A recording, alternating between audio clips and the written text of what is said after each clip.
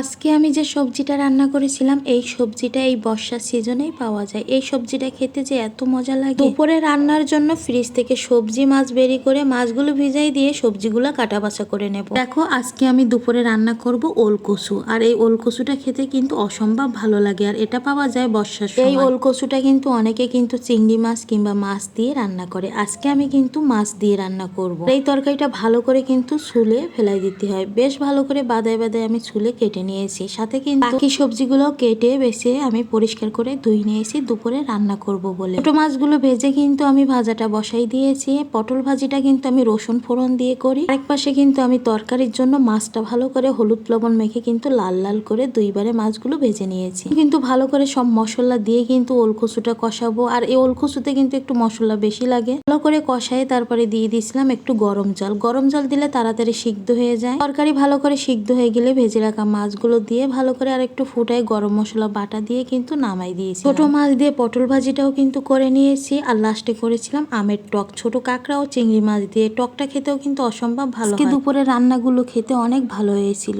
তো আজকের মতো ভিডিওটি এই পর্যন্ত। সবাই ভালো থাকবেন, সুস্থ থাকবেন। ভিডিওটি দেখার জন্য অনেক অনেক ধন্যবাদ।